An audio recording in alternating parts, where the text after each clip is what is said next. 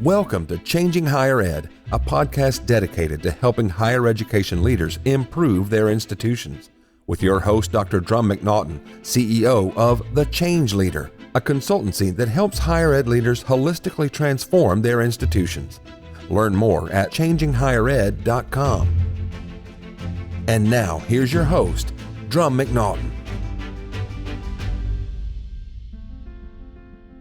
My guest today is Maria Toyoda, President and CEO of WASC Senior College and University Commission. Maria began her tenure at WASC in March 2025, just 7 to 8 months ago, and she brings strategy expertise, business and political acumen developed over nearly 3 decades in higher ed as a scholar, as a professor, and administrator. Prior to joining WASC, she was Executive Vice President and Provost at Western New England University, where she led institutional strategy and financial sustainability efforts, oversaw accreditation, assessment, student success, and other key areas. Maria is one of the newest folks to join the accreditors as the leader, and she joins me to talk about the state of accreditation, about WASC, some of the innovative things they're doing, and how it can affect institutions. Maria, welcome to the program. Thanks, Drumm. Good to be here. It's my pleasure to have you, and let me relate to you a belated congratulations for taking over WASC. You have big shoes to fill in the case of Jamie. I sure do. But it's been a really fantastic 6 or 7 months, and Jamie has been absolutely terrific in helping me get on board. Well, there have been so many people from WASC that I have known over the years, all excellent folks. When I think about the accreditors, I think of WASC as right up there in the cream of la cream. Oh, thanks for saying that. It has nothing to do with you, right, Drumm? All the years you spent. No, nothing to do with me. It's really the staff that has been there, the leadership that's been there. I agree. I think I work with the best staff in the business. So thanks for noting that. Mm-hmm. Except for, no, I'm just kidding. So you've been at WASC 6 or 7 months. When we chatted the other day, you gave me a little bit of your background and story. I found it fascinating. Please share with my listeners, our listeners, a little bit of your background. Oh, sure. Well, there's a boring version and then there's someone more interesting. Let's get right to the fun stuff. In lots of ways, I'm a pretty traditional academic, but I've spent some time, particularly in doing international education, spending some time in Japan, and very interested in things like public finance, international finance, which is where my scholarship was. But I think it's the time I spent teaching, spending time with students, advising them. Interestingly, I found advising to be the real key to getting to know what students need. I would say that time spent with students has been the most motivating thing now that I'm sitting in the accreditor seat. But, I work my way up the ranks administratively, like a lot of traditional academics do. So been a dean, I've been a provost. And I think the other thing that's been helpful for this position is the time that I've spent in different kinds of institutions. I mean, in every sense, they've all been comprehensive universities, which I think are some of the toughest kinds of institutions to run. But in the other sense, they've been both elite universities, rising elite universities, and universities that might be considered opportunity and access institutions. Well, it's interesting. And when you said Japan, the first thing that came to my mind was Ohio gozaimasu. Ohio gozaimasu. What came to mind was WASC and I can't remember, it wasn't under Jamie. Who was the president before Jamie? Mary Ellen. Yeah. She and Ralph really started the focus on, well, not the focus, but a partial focus on international accreditation. And that is a big piece of WASC. WASC, I believe, was the first one to start that. And then, you've got a lot of folks, a lot of other accreditors have followed suit. Yeah, I don't know the history of that very well. And I wouldn't say that international institutions makes up a hugely significant portion of our membership, but they are important for us as members. And What I like about the way in which we have over time evolved our standards and have thought about how we apply our standards is that there's a recognition that institutions are very different, right? There are a variety of institutions. And if you take that idea and extend it even further to global institutions, to institutions in other countries, you'll see that that ability to take our standards and extend them to different circumstances and contexts is really what matters. And I think that's what makes it possible for us to go out to institutions around the world, but also domestically and internationally to institutions that are delivering instruction and education in different ways. There are different modes of instruction. So this is a really exciting time, Drumm, in terms of where we're going with education. I know a lot of people see and hear the noise out there about what's going on, but really, in some ways, it couldn't be a more exciting time when you think about, and I don't want to just harp on the technology because technology should be viewed as a tool, but it's a tool that can certainly change the way we deliver instruction and education. But it's also acceptance. I think acceptance of different modes of education, modalities of delivering instruction that now is a wonderful time to be looking at. Anything from competency based to apprenticeships. And today, in fact, we're going to be doing a joint webinar with Middle States and SACS on how technology is going to assist and help institutions adapt to new realities on the transfer front. So, yeah, but, accreditors should look to be flexible about these sorts of things and to develop the capacity to assess those kinds of things. Yeah. Well, when I look at accreditors, I look at the spectrum. One of them is compliance. That's on one side. You've got these certain standards you've got to make. And then on the other side, you've got innovation.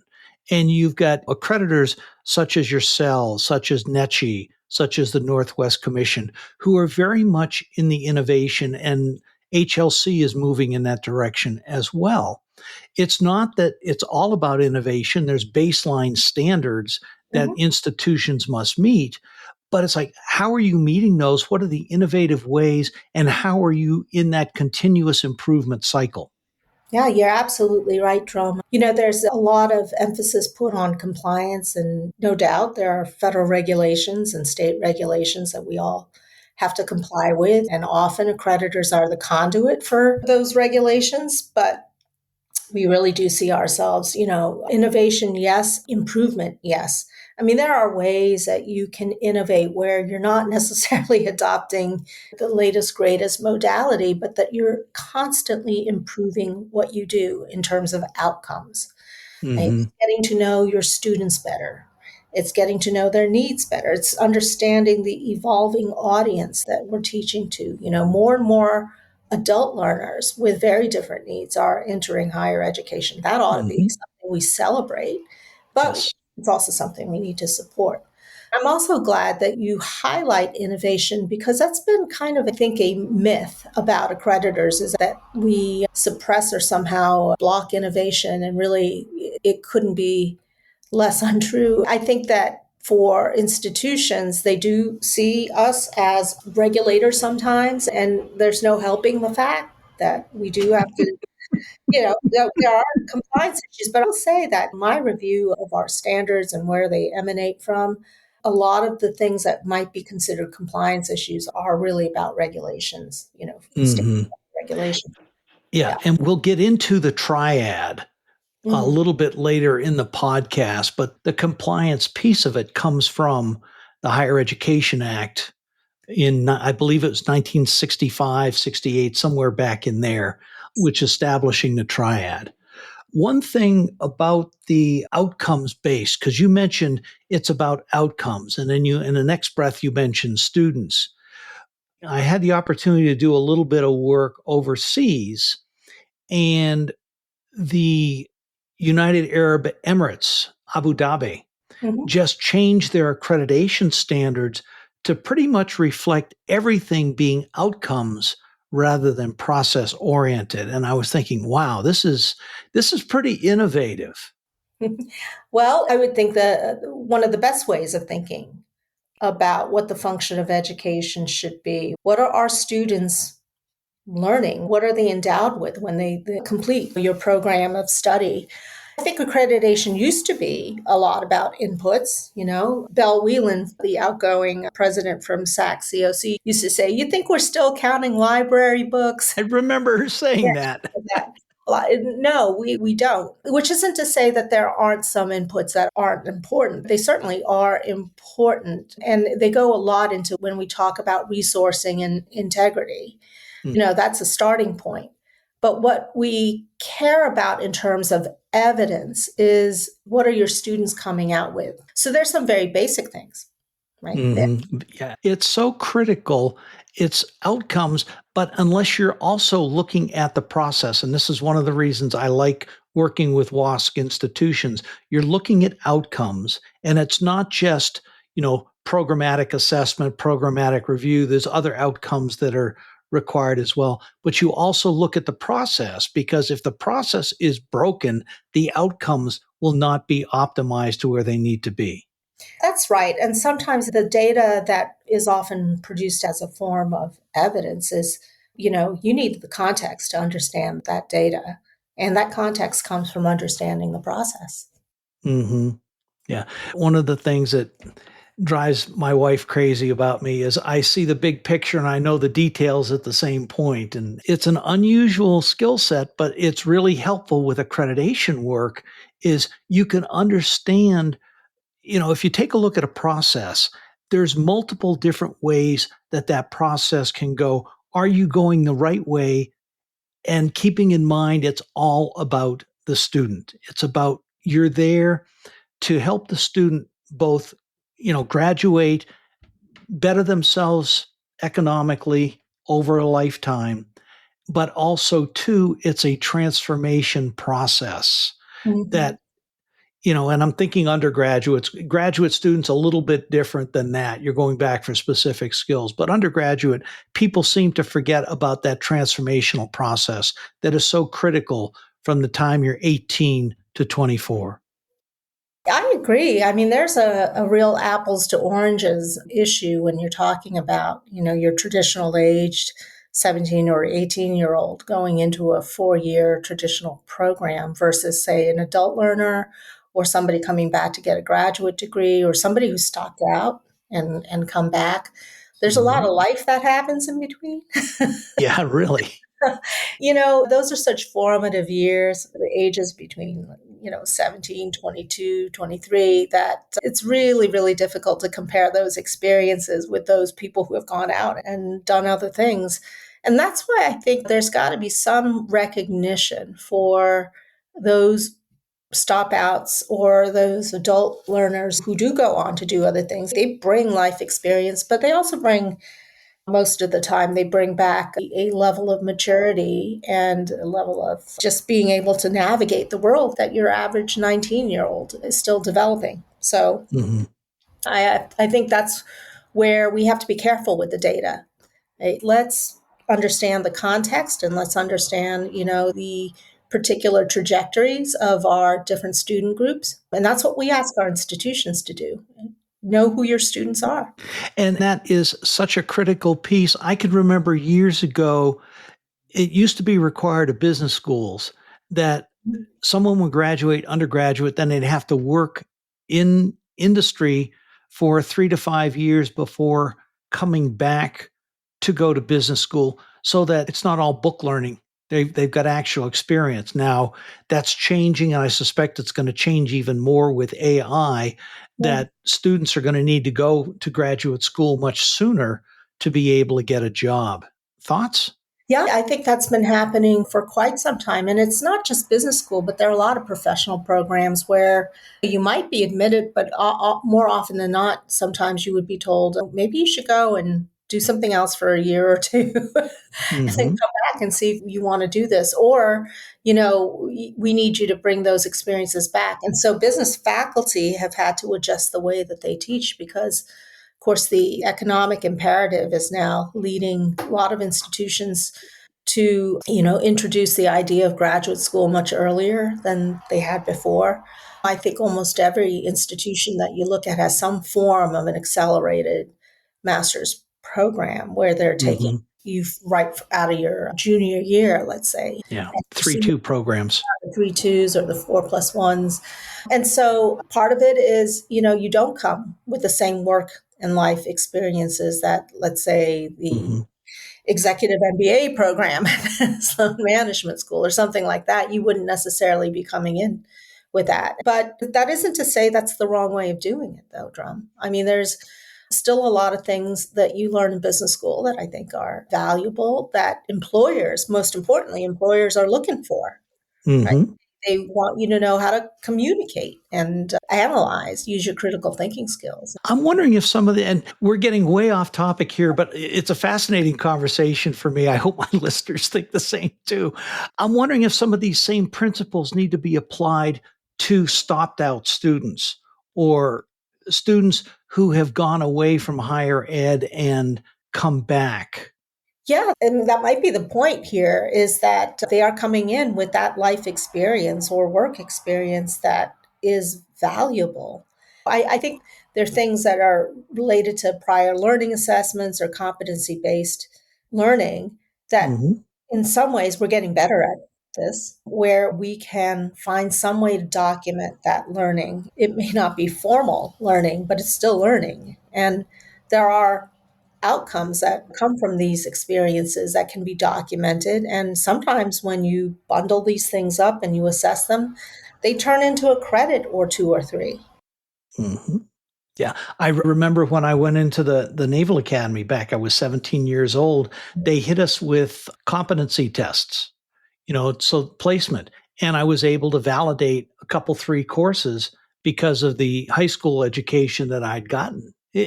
Why couldn't it be the same in higher ed? I think it is in some places. It is. And I would say the military is a fantastic example of it because the military itself does such a good job of those competency-based documentation, so that when institutions that accept those credits need to have that verification, it's there. Right? Then there are universities like a national university that is expressly, their audience they know is military or ex-military.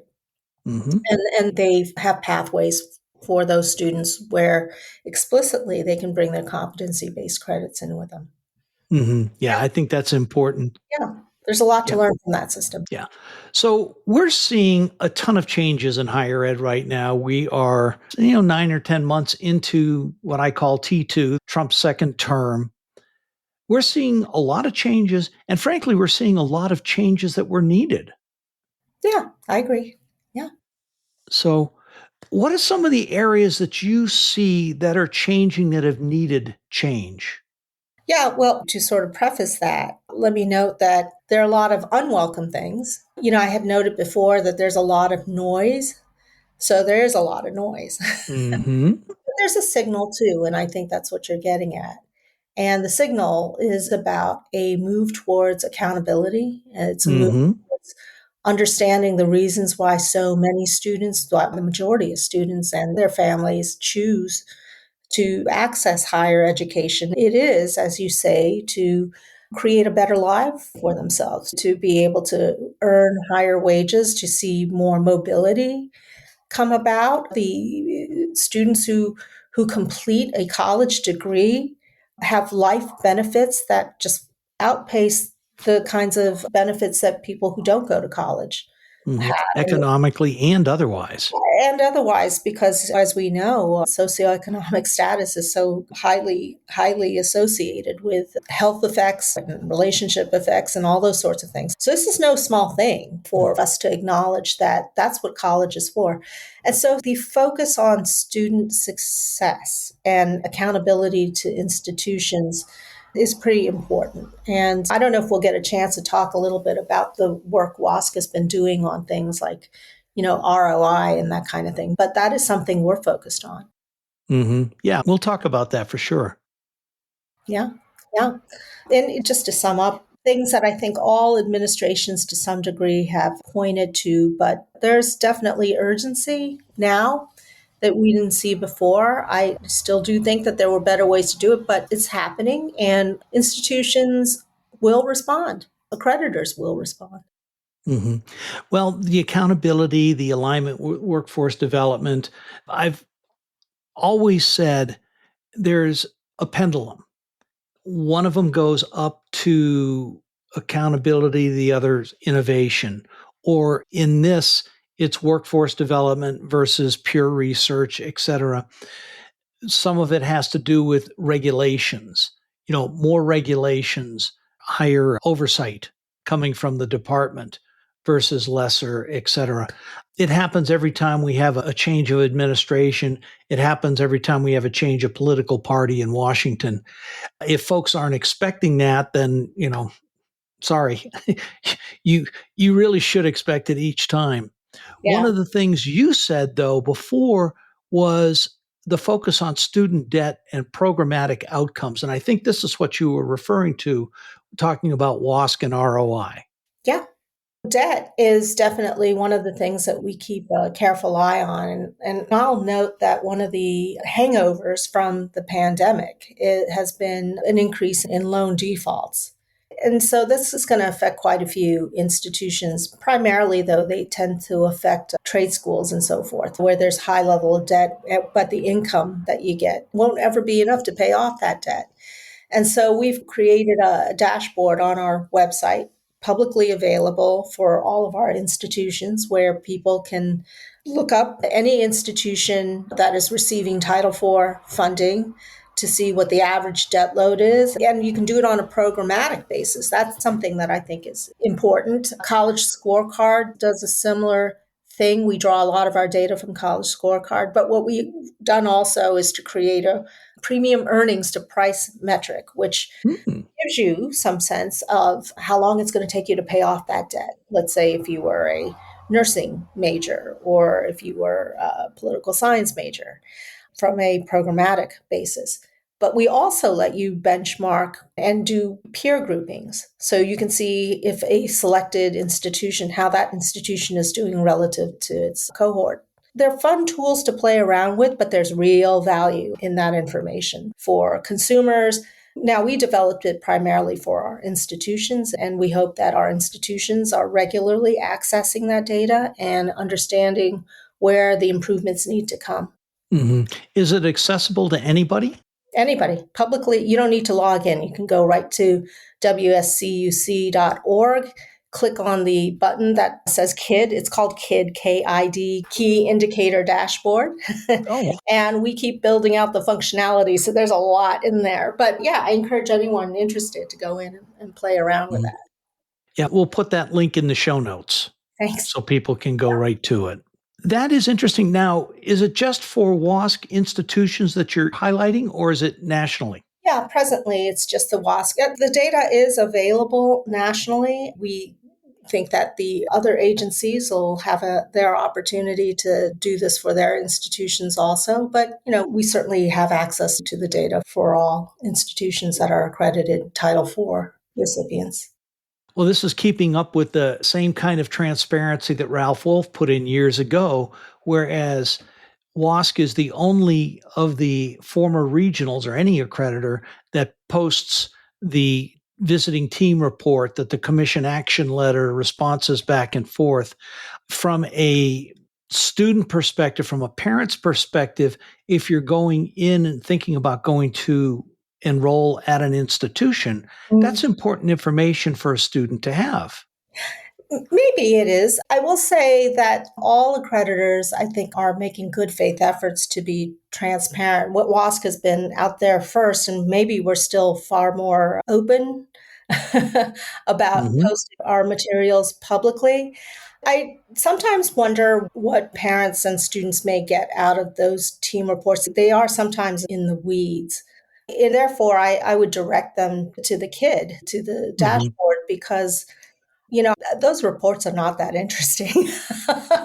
I'm sorry. I must be a nerd because I find him fascinating. Yeah, you're an accrediting nerd, so you may not see that as that interesting. I suppose if someone really, really wants to do a deep dive on these things, they could go in. But I would steer people to the kid, just because you have limited time to do research on these institutions, but the kid gives an awfully good coverage of that. And I would encourage people to go look at things like the college scorecard and things like that. I would say that the one drawback from any of these things, including the team reports, the commission action letters, and sometimes the data, is that there's a long lag period. We're talking about a lot of action letters that may have been written 5 years ago, and a lot of things can change in 5 years. But even with the kid data, if you're looking at the stuff that the college scorecard or the Department of Labor or any of those other agencies or projects are putting out there, it could be a little outdated. Well, I'm going to have to challenge you on that one point because higher ed doesn't change, so the data should be very accurate, even if it's 5 or 10 years ago, right? No, I'm just kidding. Well, it's changing faster than ever now. It certainly is, which kind of brings us to the next thing. The changes that are going on right now, we've talked about accountability, alignment with workforce, student debt, programmatic outcomes. Accreditation is starting to change as well, is it not? Yeah, I think so. Yeah, I do. I think that we are all, at least, well, let me just speak for WASC. I know that the conversations that the commissioners have, along with our staff liaisons and with our member institutions, is what really matters to us when we do accreditation. And the thing that matters to us more than anything is student success. Yes. Right? So the more that we drill down on that goal, student success, I think the better off we are. And so that means in some instances we may be streamlining our approach a bit, right? Maybe less focus, for instance, as we talked earlier on the inputs, but maybe starting with some of the data, getting into deep conversations on that. Jamie Studley used to say better data, better conversations. I think she was absolutely right about that. Is that drill down on that data, but not take it at just face value, start having conversations about that data. So I think for WASC, having better data does mean having deeper, better, more finely grained conversations. There's always that push and pull of compliance. This to bring up another theme that we talked about earlier. So I know we're going to talk a little bit more about the triad, but there is a sense that there's inherent tension between being compliance oriented and being independent and autonomous, which is important. So these are all in discussion. They're all in play. We don't know what the outcome is yet. Not just clearing up some compliance issues with the Department of Education and NACICI, but we have negotiated rulemaking coming up. There's some consequential things that are going to be discussed there in early 2026. And then very soon after that, we start our re-recognition process. So there's a lot going on, but not quite clear what direction we're headed in as far as the Department of Education is concerned. I don't think anybody understands where it's going at this point. And like you say, there's so many different balls in the air. The triad was established. And for folks who don't understand the term triad, it really looks at the three entities that are responsible for overseeing American higher education. You have the accreditors, which were supposed to be independent, looking at quality student outcomes. You've got the state attorneys general, who are responsible for the consumer aspects of it. And then you have the department, which is the people who pass out the Title IV funding and set the regulations. I think I've got that right, or pretty close to it, do I not? Yes, you do. I should put it this way, that the pressure for states to play a larger role has never been stronger. Yes. And that is not gone unnoticed. But for the triad to change in a meaningful way, or even do away with the triad, it would require a reauthorization or a change to the Higher Education Act, at least from my perspective. From a legal perspective, I really can't opine on that, but I want to make the observation that it's been quite some time since a permanent or more permanent reauthorization of the HEA has happened. 12 years. Yeah, and I would take that seriously. I'm not sure we want to give up the triad. We want to say Mm-mm. something more about it? No, no, okay, you're not. No, I don't, I think the triad, does it need some tweaks? Absolutely. But I think having independent adjudicators, basically it's peer institutions going through and being the adjudicators for quality at higher education. Yeah. One of the important things that's made higher ed in the US, to use someone else's words, the envy of the world, is the independence that it has to go in the directions that it needs. Well, that's right. I mean, if you look at almost any other country, there's some Ministry of Education, something like that, overseeing and centralizing things. There are other systems too, Switzerland, for instance, where you might have a somewhat more decentralized view of education. But that's been the real secret to the American dominance. First of all, education, higher education is the envy of the world. But remember, higher education underpins economic growth, it underpins innovation, everything, Mm-hmm. that is meaningful to us. It has undergirded American power, frankly, as a student of Yeah. international relations, I'm very keenly aware of that. But for accreditors, I can't underscore the importance of autonomy. Yes, we are captured in the sense, as I mentioned before, that we're the conduit through which quite a bit of compliance has to happen. There's a lot of monitoring that we have to do, and we have a portal for complaints, and we handle a lot of things that are just, really about compliance and consumer protection and those sorts of things. Those are not unimportant things. We wish that this was just about quality assurance, but it's not. It's about so much. I think with the Title IV funding, this has become even more so the case. It's really, really difficult to extricate, accreditation from that. But we're independent agencies. And therefore, the kinds of work that we do is not driven by the state or, state writ large, the federal government. This allows for great variation in how our institutions run and what their missions are. Mm-hmm. And it's interesting. The quote comes to mind from the movie All the President's Men. Hal Holbrook in his character, follow the money. It's all about Title IV money. Yeah, and it shouldn't be. It No, should be about other things too, but they are intertwined. certainly are. So what's next for higher ed accreditation? What more can accreditors be doing to ensuring better student learning outcomes, better quality? Yeah, well, we're very excited about the prospects that maybe, say, AI might hold for institutions in assessing students, in creating a robust and smoother transfer process for students.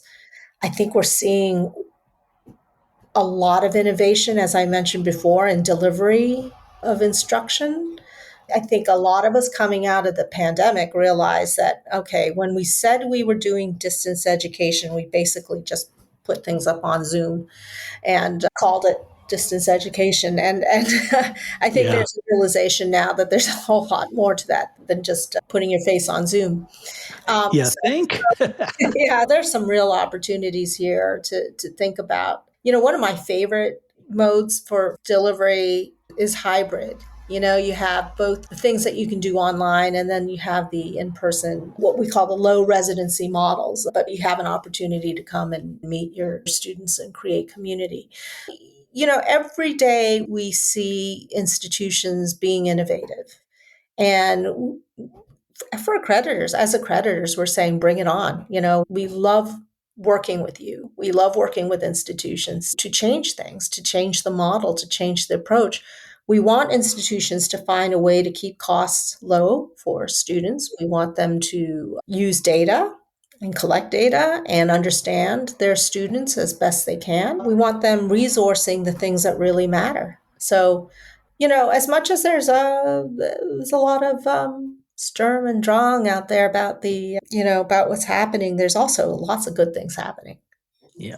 One of the neat things that I'm seeing, especially talking about online education or hybrid, Yeah. is I'm seeing more and more institutions putting together a quote school for better teaching, where faculty go through that, they learn new pedagogies, they learn things like that. I know WASC was, frankly, you guys were the first when it came to doing the Assessment Leadership Academy, which is now the Accreditation Leadership Academy. Is that something that WASC would consider doing, is a, pedagogy academy? Well, we do have webinars, and a lot of our webinars are on topics related to teaching and learning. We don't have any plans right now to expand that into a whole institute. And in fact, there are lots of organizations that do have excellent institutes focused on specific issues. Right? AAC and U, for instance, has fantastic institutes. I do think, though, that I would say that institutions that are sort of less resourced may pull back on the kinds of resources they provide faculty in that area, like centers for teaching and learning and so forth, which Mm-hmm. I've been always a huge fan of CTLs, and when they are done well, yeah, I see you, hear you clapping. And then, people who do that work really deserve that kind of celebration. I taught for 30 years, and I will say that I could still benefit from the kind of counseling and work and, pedagogical improvements and tweaks and ideas. The other thing, though, that I've always encouraged faculty to do is to self-organize. There are great ways to organize among your peers in different, let's say it, different disciplines. Make it interdisciplinary and talk Mm-hmm. about the most effective tools and processes and modes that you use in the classroom. That's almost as effective as having a good programmatic CTL. And I've learned a lot from, let's say, faculty in places like engineering. If you want to talk about project-based learning or experiential learning, nobody does that better than engineering colleges. And the things that they do can be applied to just about any field. So there's excellent work being done. It's just, you have to find ways of disseminating it. But we'll continue to look at the ways in which our educational and training programs can provide resources for those institutions. When you said that, it reminded me, one of the first guests that I had on the podcast was a Dr. Judy Kellstrom, who is from UC Davis. She ran the biotech program up there. And she said things were becoming so specialized when they were working on a problem. They would have to bring in specialists, PhD specialists from biology, from mathematics, et cetera, et cetera. So people were having to work in teams. Mhm. I think that is so critical because every discipline has their own way of approaching things. But if you are forced to work together, AAC and U's greatest skills working in teams, number one, at least in the last survey. If you can bring folks together and understand their pedagogy, their teaching, their thought process, you become a better instructor yourself. I think so. Yeah. You know, you can learn so much by watching a master teacher at work. And it is good to see that institutions are paying attention to it. It's good to see that doctoral programs have started. It was a push maybe 10, 15 years ago to get doctoral students to learn more about pedagogy. I can tell you that when I did it, there was nothing of the sort. Me neither. Me neither. So, last question before we wrap up. Sharing among faculty, sharing among colleges is important, and there are forums for that. Is there a forum for sharing among accreditors? You're familiar with CIRAC, of course, and we do a lot of joint things. Like I mentioned, we're doing a joint webinar today. What should probably be, a little better developed is a kind of sharing among accreditors outside the former regionals. And I think Leah Matthews has done a lot of great work. She's the executive director of DAC to try and bring people together. It's just such a busy time, though, that Mm-hmm. it's hard to get people to come together. But, there are programmatic accreditors, there are national accreditors, there are specialized accreditors. We have a lot to learn from each other. I think Nasser Paydar, the new president of CHIA, is doing what he can to try and create some space for accreditors. But, he's new to the job. CHIA may sound like it's a group of accreditors, but it's actually a group of institutions who gather around accreditors. So it would be good to have a platform for accreditors. But right now, I spend most of my time in that regard with the CRAC group. Mm-hmm. Yeah, CRAC has got a wonderful mission, but I agree with you. I think a good place for accreditor institution sharing would be CHIA, a little bit different than what they've done, and even ACE. Yeah, absolutely. I think EC's done a fantastic job of bringing all quarters of higher ed together. Yeah, associations, institutions. Yeah. Mm-hmm. Any last thoughts for our audience? I mean, I've thoroughly enjoyed our conversation. Well, I would say stay tuned. There's a lot going on. And if you think you know something now, it's going to be different 6 months from now. Oh, yeah, like that old Chinese curse, may you live in interesting times. Look, I'm bullish on higher ed. We get past some of the noise, as I said, pay attention to the signals, and we will continue to have the best higher education sector in the world. And we will continue to do so. Maria, thank you. This has been a wonderful conversation, as we always do. 3 takeaways for presidents and boards. Where should your ear be tuning in for what's happening in accreditation? I think straight from the accreditors ourselves. We post a lot of things on our websites, collectively speaking. So if you want the real news on what's going on with accreditation, go to any of our websites and you'll see updates. The Department of Education will also, although maybe they don't update as much, but yeah, I would say go straight to the source. Mm-hmm. And what other do you think is really important for presidents and boards to know about accreditation and the times we live in today? Well, that accreditors are really seeking to be partners. We're not swooping in once every 10 years just to nitpick. We really are here all the time. You're here all the time to nitpick? Is that what you're saying? Yeah, we're here all the time to nitpick. Now, we do our monitoring work. We do that throughout, the year.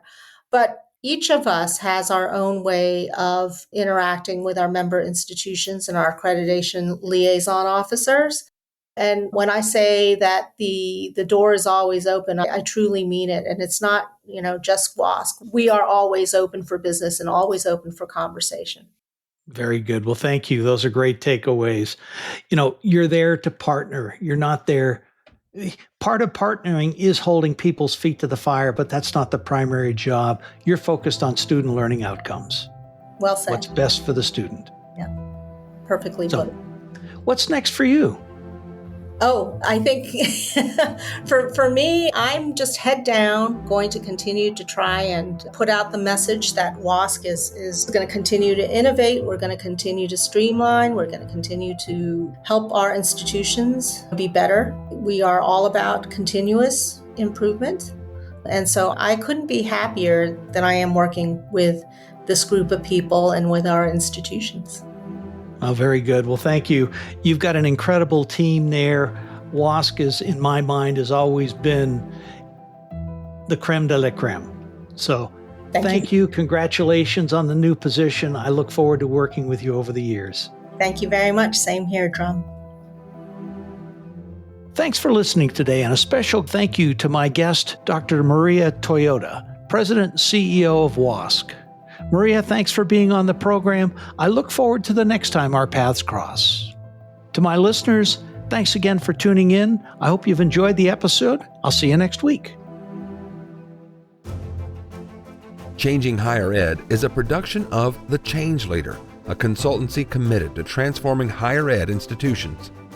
Find more information about this topic, along with show notes on this episode at changinghighered.com. If you've enjoyed this podcast, please subscribe to the show, and we would also value your honest rating and review. Email any questions, comments, or recommendations for topics or guests to podcast@changinghighered.com. Changing Higher Ed is produced and hosted by Dr. Drumm McNaughton, post-production by David L. White.